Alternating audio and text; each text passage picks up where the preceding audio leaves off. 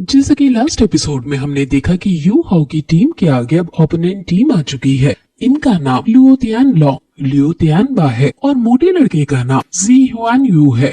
ये मोटा लड़का इतना बड़ा लगता है कि मानो कोई 25 साल का एडल्ट हो। और अब होस्ट इनके बीच मैच शुरू कर देती है। ये तीनों अपनी मार्शल सोल हॉल को निकालते हैं और मोटू अपनी फर्स्ट सोल स्पिरिट जिसका नाम एलिफेंट बॉडी है उसका यूज करता है। वैंग डोंग भी अपनी मार्शल सोल का यूज करता है और पीछे से यू हाउ उसे सपोर्ट करता है। मोटू अब जंप करने की कोशिश करता है लेकिन वैंग डोंग कहता है कि एक मोटा कितना ही जंप कर पाएगा, लेकिन वो मोटू बहुत ऊंचा जंप कर देता है जिससे वैंग डोंग हैरान हो जाता है और अचानक से वैंग डोंग पर वो हमला करने लगता है। वैंग डोंग उससे बचकर भागने लगता है और बाकी दोनों ओपोनेंट से लड़ रहे हैं। वैंग डोंग फिर तुरंत अपनी फर्स्ट सोल एबिलिटी का यूज करता है और इसका नाम कट ऑफ विंग्स है। वो अपने विंग्स का यूज करके पहले यू हाउ को बचाता है और फिर दोनों लुओ ब्रदर्स को दूर फेंक देता है। मोटू पीछे से वैंग डोंग को मारने की कोशिश करता है लेकिन तभी जियाओ अपने बॉट को बीच में अड़ा देती है, लेकिन मोटू की पावर बहुत स्ट्रॉन्ग है जिससे जियाओ थोड़ी कमजोर जब पड़ रही होती है। तो तभी वहाँ यू हाउ आ जाता है और वो अपना स्पिरिचुअल अटैक उस पर कर देता है जिससे तुरंत मोटू के सर में दर्द हो जाता है और जियाओ को मौका मिल जाता है और वो जोर से मोटू को अपना पॉट देकर मारती है। अब मोटू को गुस्सा आ जाता है लेकिन वैंग डोंग कहता है कि अब ये हमारी बारी है। वो पहले लुओ ब्रदर्स को पीट डालता है।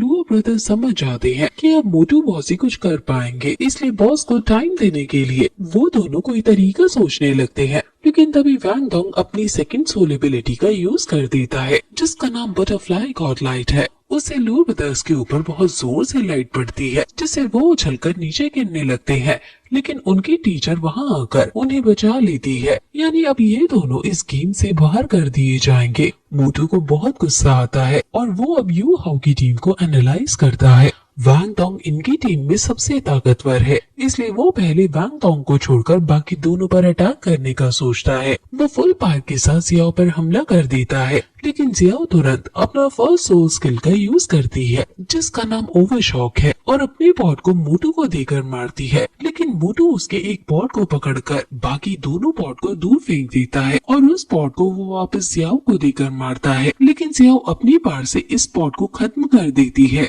लेकिन तभी पीछे से मोटू आ जाता है और मोटू जियाओ को लगने ही वाला था कि तभी यू हाउ वहाँ आकर जियाओ को दूर हटा देता है और खुद खोसली ट्रेस का यूज करके उसे बचाने लगता है। मोटू को गुस्सा आ जाता है और वो फिर अपनी सेकंड सोल एबिलिटी जिसका नाम एलिफेंट नोज है उसका यूज करता है और वहाँ बहुत बड़ा एलिफेंट आ जाता है और इन तीनों पर एक साथ हमला करने लगता है। वो चीज यू हाउ को लगने ही वाली थी कि तभी वहाँ टीचर फैन आ जाते हैं जो यू हाउ को बचा लेते हैं। टीचर जो खुश हो जाती है कि यू हाउ सेफ है। वहाँ होस्ट आकर टीचर फैन को बताती है कि आप क्योंकि यू हाउ के बीच मैच में मदद करने आए हो, इसलिए यू हाउ को इस मैच से बाहर निकाल दिया जाता है। टीचर फैन क्योंकि इस मैच में रजिस्टर नहीं है इसलिए वो एक रूल्स का उल्लंघन है, इसलिए यू हाउ की टीम को फर्स्ट वार्निंग देकर छोड़ दिया जा रहा है। अगर मास्टर फैन यू हाउ को बचाने नहीं आते तो यू हाउ बहुत ज्यादा घायल हो जाता और फिर कभी दोबारा नहीं लड़ पाता।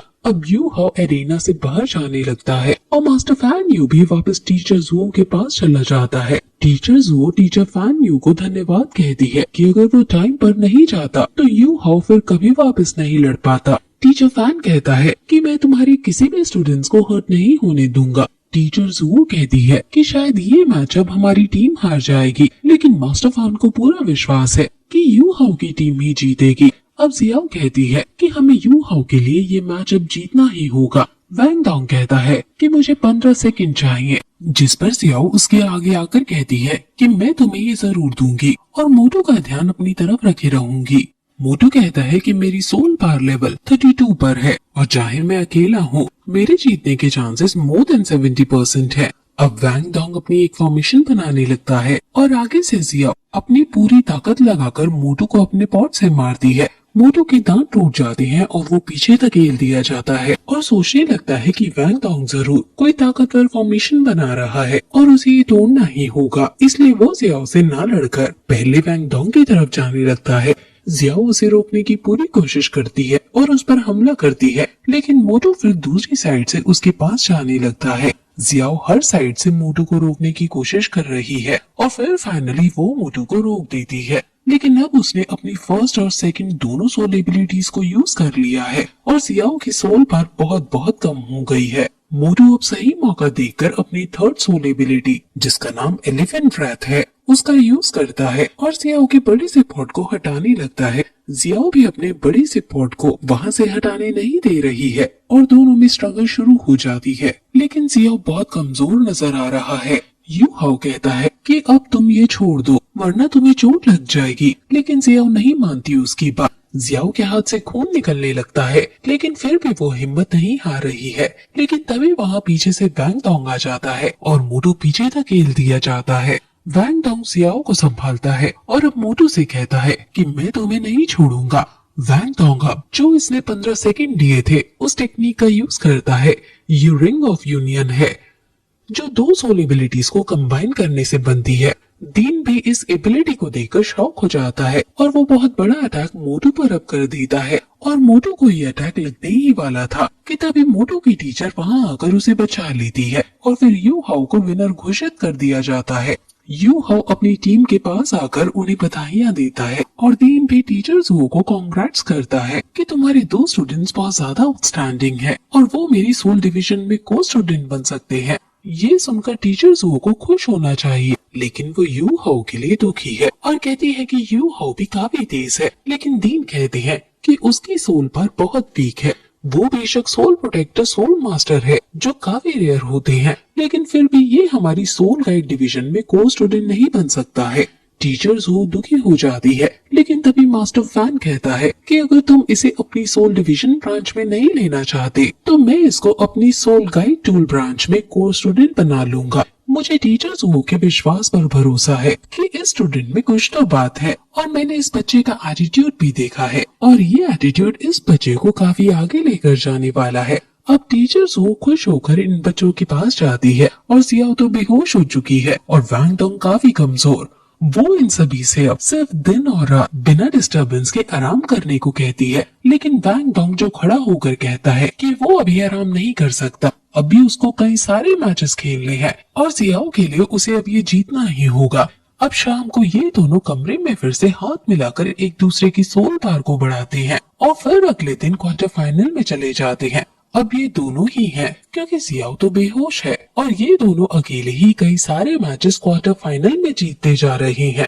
यू हाउ काफी खुश है क्योंकि उसका हमेशा से सपना था कि वो सोल मास्टर बने और अब वो ऐसा कर पा रहा है। ये टॉप 4 में आ गए हैं। अब टॉप 4 टीम्स को दीन के आगे बुलाया जाता है।